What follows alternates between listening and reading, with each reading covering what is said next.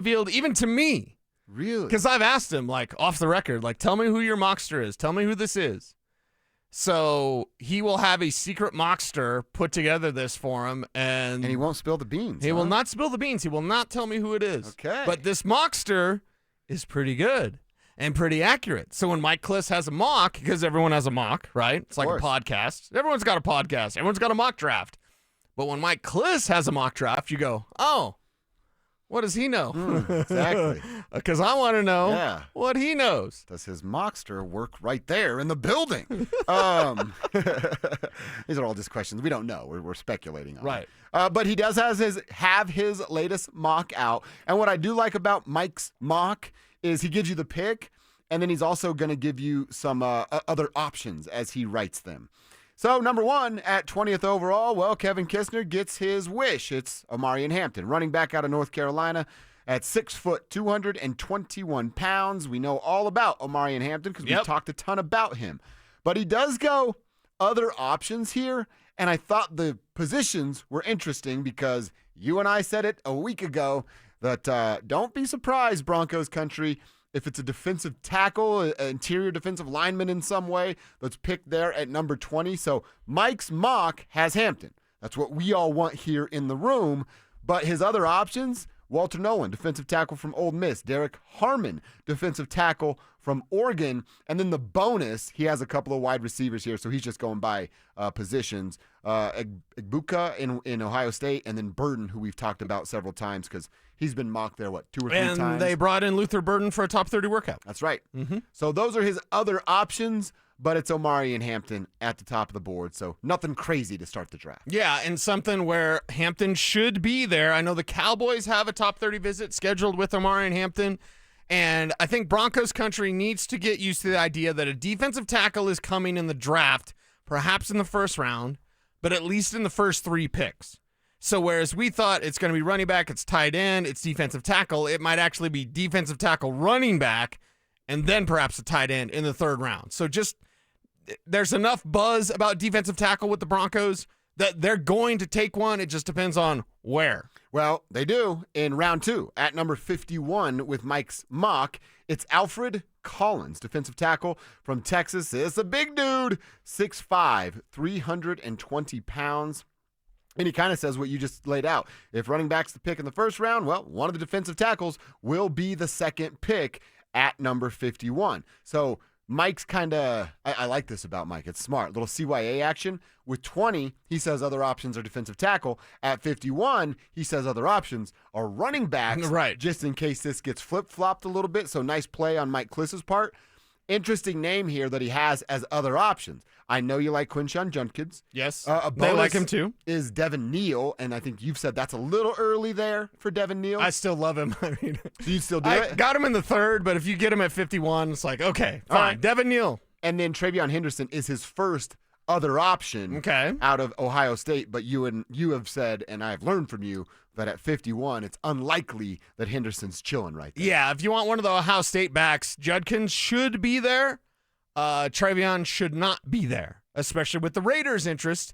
And if the Raiders pass it on Ashton Jeanty, which they may go defense and pass on Ashton Jeanty at 6, look for them to target one of the Ohio State running backs. And they might want both because, of course, Chip Kelly was their OC with the Buckeyes. Okay.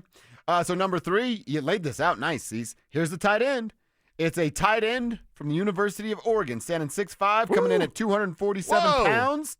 It's Terrence Ferguson. Oh. With Colorado ties as well. Whoa. And then gets to be reunited with one Bo Nix. So they go Hampton, Collins, Ferguson? Mm-hmm. That's pretty good first 3. See, now I need to know, is this secret mockster for Mike Klis? Is he like a time traveler? Right? Like has already traveled forward? Yes, forward and then back to tell us who this is. Like, that's pretty damn cool. If that's the way this draft ends up, and you get Terrence Ferguson in the 3rd, that's about where he should go. He had a really great combine performance, and that can move you up within a round. But I thought Ferguson would be an early day 3 pick. If he's at end of the day 2 pick, that's a perfect spot for him, especially based off his combine. He plays basketball with Bo Nix. Pretty cool. It's his boy from Oregon, so I love it. Look, Colorado's own, right? Yeah, So Terrence Ferguson, keep him in Colorado and make him a Bronco. And then Mike, again, covering his you-know-what a little bit, there's a couple tight ends you can pick. Gunnar Helm, if Terrence Ferguson's not there, the kid from Texas that also has local ties, that has also come in and visited with the Broncos, and it didn't count against the top 30 because he's a local kid. And then the name you brought up early, when it came to tight end once, is Harold Fannin Jr., another option here. And again, this is at number 85. We've talked about Harold Fannin Jr. as a maybe 4th, 5th round guy in this upcoming draft. Yeah, and a guy that didn't take advantage of his Senior Bowl as much as perhaps he should have. A player that has a dash of Antonio Gates to his game. He's not Antonio Gates, but there's that sort of, it's almost his gait in the way that he runs. Reminds people of Antonio Gates, and a player that we know was absolutely unstoppable for Bowling Green. So I like what Mike has done to give you other options, because running back, defensive tackle, tight end, those are going to be the first 3 picks. Yeah. We just don't know which order. And if Hampton's gone at 20 and they feel confident they can get Judkins at 51, because they should, even with a little mini running back run, they should be able to get Quinshon Judkins there. But defensive tackle at 20 needs to be something that's on our radar. So we're going to talk about that more with the draft 2 weeks and 2 days, 2 weeks and 3 days away. Mm-hmm. We're going to be talking more about defensive tackles. Options for the Broncos in the first round. Are going to put together a draft board. You and I will lead the way in the draft conversation, of course. But defensive tackle, running back, tight end. These are the 3 options that they'll have in each of the first 3 rounds based on the depth of those classes. Where he goes in round number 4 is my first, I disagree with. And it's Tez Johnson.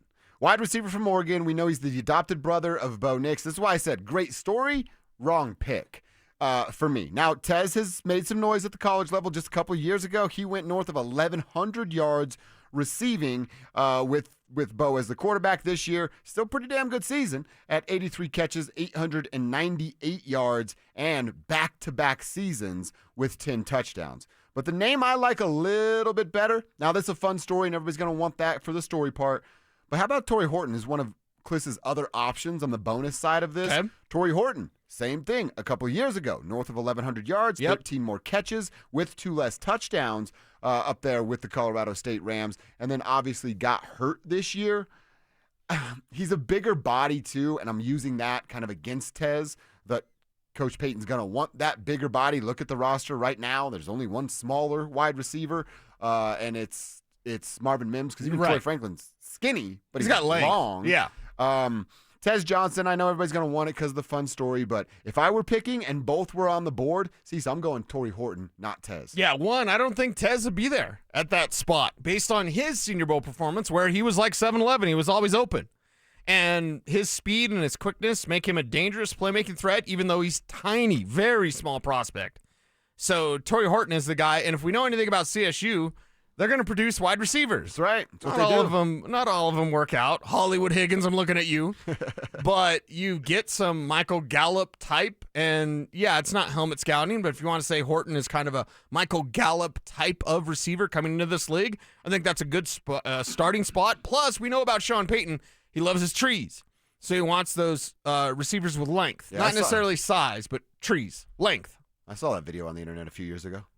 Some trees going on. Those trees. Exactly. So get a tree at the receiver position that fits what Sean wants.